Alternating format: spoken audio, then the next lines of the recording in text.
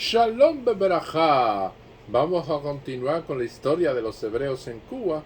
Seguimos en el año 1949 con el almanaque hebreo Vida Habanera.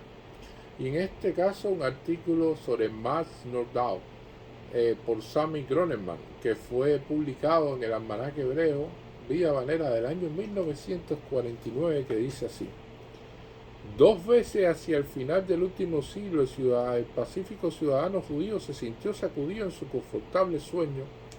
La conmoción la promovieron dos hombres de reputación mundial, uno cristiano y otro judío. El primero fue Emilio Zola, que en amplios círculos literarios había sido clasificado como alguien no bien visto y cuyos libros se procuraban no cayeran en manos de los jóvenes. Este hombre se había nombrado a sí mismo defensor del judío Dreyfus, injustamente procesado, arriesgando con ello nombre, reputación, fortuna y libertad, colocándose así a la cabeza de los combatientes por la justicia. Entonces comenzó a aclararse en aquellos mentes obtusas que lo que decía este autor era en realidad que en sus libros no menos era una flamígera acusación y un moralista del tipo de Isaías, un luchador por la justicia y la humanidad. El segundo caso fue el de Max Nordau. Sus obras también habían encontrado el modo de expresión en la forma vitriólica y había sido clasificado como un cínico implacable que dirigía su sarcasmo corrosivo contra todo lo que el ciudadano respetuoso de las leyes consideraba más sagrado, que osaba atacar las bases misma de la civilización y cuyo esfuerzo se hacía incluso más deplorable por el hecho de provenir el autor de una familia judía. Entonces ese archienemigo de la sociedad y del judaísmo apareció en la tribuna de la Asamblea Judía de Basilea, profesando con acento poderoso su lealtad al pueblo judío y haciendo un llamamiento al judaísmo mundial para reunirse en torno de Teodoro Herzl, quien aquel periodista venez que tanto alboroto trajo al mundo. Herzl aparecía para la mayoría del pueblo como un utópico soñador y como un reaccionario. ¿Cómo podía Nordau, el gran realista y progresista radical, unirse a él? Eran estos hechos lo que el honesto ciudadano judío encontraba difícil de digerir. ¿Quién era este hombre Nordau? Había nacido en 1849 en Budapest, hijo de un rabino llamado Swetfeld, y se crió en el espíritu de la tradición judía, adquiriendo un extenso conocimiento de los temas judíos. Más tarde, indudablemente, la vida lo condujo a otros campos, y en 1900, en una carta dirigida al periódico en hebreo Teiyá, confesó en este idioma, en otro tiempo familiar para él, le era ahora ajeno. No obstante, un estudio de sus escritos y discursos revela que su educación talmúdica no había sido inútil. Ya en la temprana juventud, sus artículos publicados en muchos periódicos habían atraído sobre él la atención de los círculos literarios. Sus dos libros, Las mentiras convencionales de nuestra civilización y Paradojas, aparecieron en 1883 y 1885 respectivamente, produciendo un efecto de conmoción. Muy pronto esos libros pertenecían al bagaje de todo intelectual. Con severidad y lógica implacable, Nordau aceptó este nombre en 1874, luchó contra la indiferente fraseología y contra los heredados errores despreocupantes conservados, haciéndolo equipararse entonces. Se consideró a sí mismo un escritor alemán. Se convirtió a otros grandes luchadores e iconoclastas tales como Ibsen y Shaw. Es verdad que Shaw, cuya actitud es de la de un comediante más que la de un combatiente, muy pronto esgrimió su aguda pluma contra Nordau, pero como él mismo admitió más tarde, sin éxito alguno. En su artículo titulado ¿Cómo Shaw destruyó a Nordau?, expresó sorpresa por el hecho que Nordau no se hubiera conmovido todavía en su pedestal, aunque teóricamente ya hacía tiempo que él, Shaw, lo había desposeído de tal pedestal. Nordau, en una réplica más bien suave en el Frankfurter Zeitung, encontraba sencillo demostrar que ni él ni el mundo se habían dado cuenta de su destrucción. La controversia se hizo más intensa hasta que el Frankfurter Zeitung intervino con una conferencia web, el cual había silenciado una disputa sobre los méritos respectivos de él y Schiller, con la advertencia siguiente: los alemanes estarán satisfechos de tener tales compatriotas. Nordau era un escritor extremadamente prolífico. Sus abundantes novelas y sus obras teatrales deleitaban al público, y sus gran obras de viajes del Kennedy a la Alhambra, por citar una sola, es todavía de lectura provechosa, aunque algunos de sus juicios hayan quedado anticuados. Si las paradojas de las obras antes mencionadas se han convertido en su curso del tiempo en lugares comunes, se debe ello a la fuerza de sus argumentos. Esto puede aplicarse a Nordau como el tal Henry Ibsen, en lo que todavía hace que sea un placer exquisito la lectura de cualquiera de sus obras. Es su brillante, magnífico y siempre ingenioso, que nunca se pierde en hueca palabrería. La Freipresse de Viena se sintió orgullosa de contarlo entre sus colaboradores, y sus estudios sobre la situación mundial que él suministraba para todos los números de Año Nuevo resultaba acontecimientos periodísticos de primer orden. Dicho estudio lo revela como un político de amplia visión, un observador agudo de los sucesos del día, y al mismo tiempo como el más grande crítico social de nuestro tiempo. Fueron todas estas facultades las que capacitaron para percibir el genio de Herzl y el significado del movimiento nacional judío.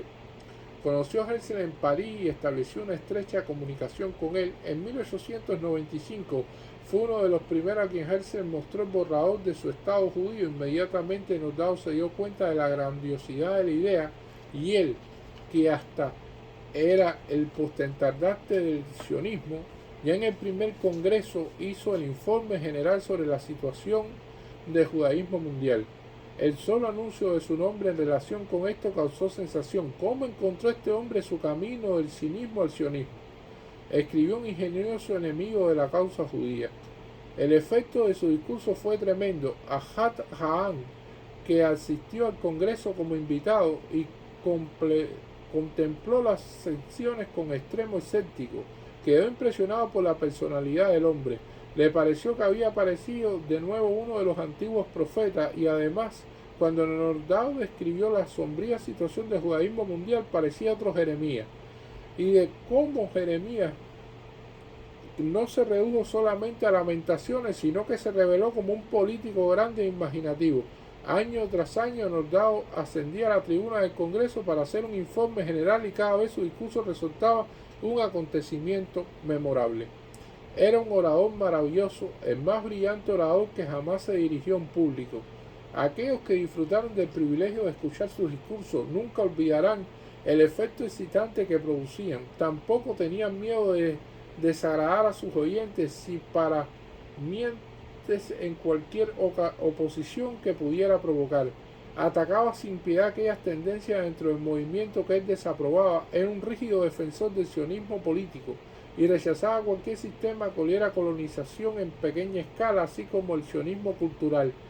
Deseaba evitar un Kulturkampf, y a toda costa, como Herzl, que se inclinaba reverentemente ante el problema religioso, se esforzaba en evitar una decisión en estos asuntos.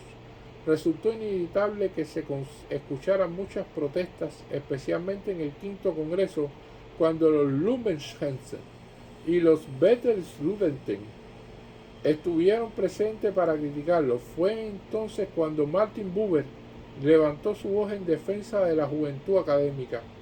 Se debió a la posición central que su informe ocupaba en las reuniones plenarias, el que los observadores extraños pudieran tener la impresión que se había señalado a sí mismo el papel de un tenor principal que canta su aria y desaparece entre las bambalinas.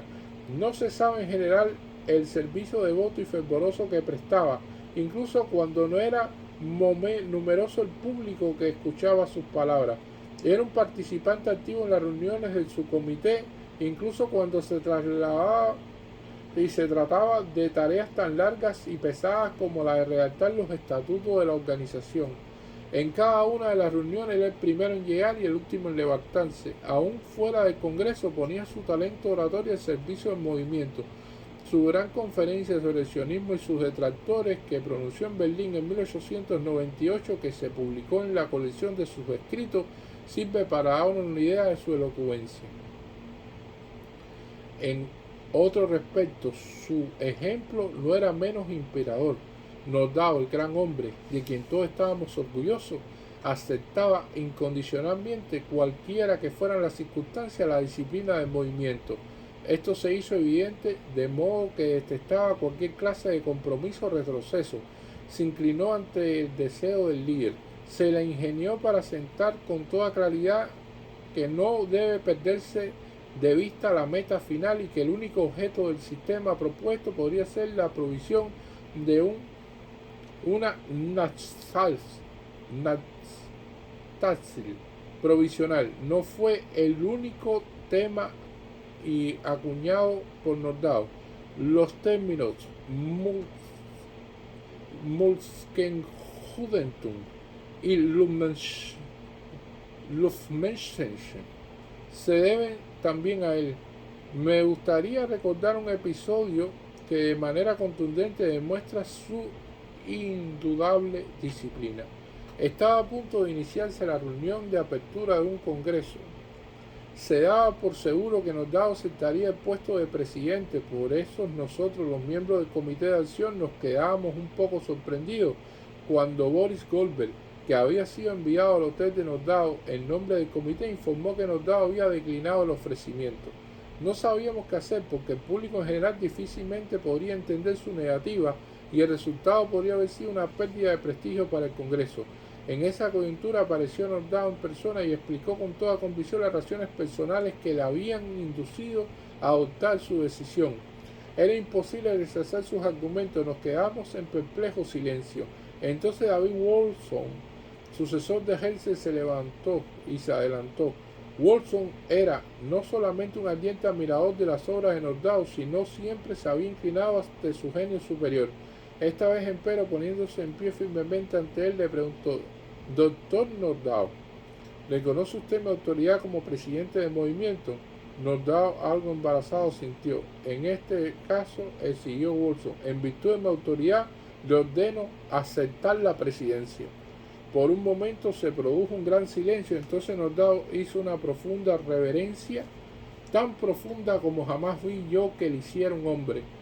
Tomó su portafolio y nos siguió al salón de reuniones. Aceptó su elección sin más resistencia. El ingenio de Nordau, siempre a flor de labios, puede ilustrarse con dos ejemplos. Después de su gran discurso en el segundo congreso, el viejo señor Shapiro, que había viajado durante 28 días desde su pueblo en la frontera de Siberia y Manchuria hasta la ciudad donde se celebraba el congreso, se acercó a él y le dijo: «Doctor Nordau, su discurso ha sido maravilloso, debe venir a hablar a nuestra ciudad». «Bueno», replicó Nordau, «queda un poco lejos de mi camino, pero usted sabe, si alguna vez voy a Rusia, seguramente me enviarán a Siberia y entonces ya no quedará tan lejos». En ocasión del 9º Congreso se produjo un desagradable incidente.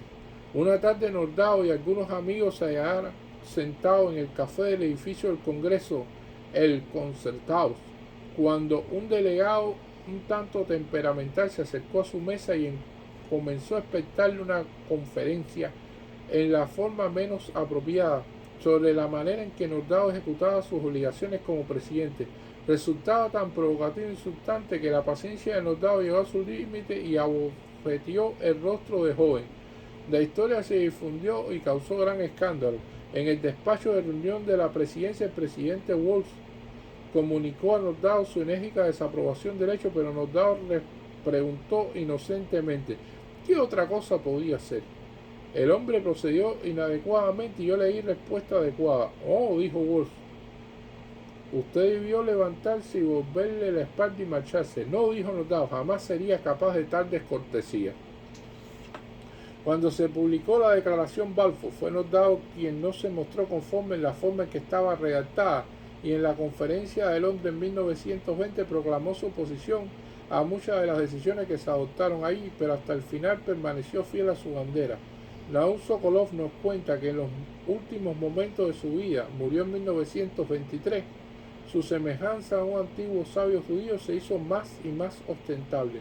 Al mismo tiempo parecía haber adquirido la apariencia típica de un viejo rabino. Así puede, a la última hora, haber revertido sus tempranos comienzos. Una figura radiante que por mucho tiempo iluminó nuestros caminos a través del desierto. Y así es este artículo sobre Mas Nordau, que fue publicado en el almanaque hebreo Vida Vanera del año 1949, artículo de Sami Groneman. Muchas gracias.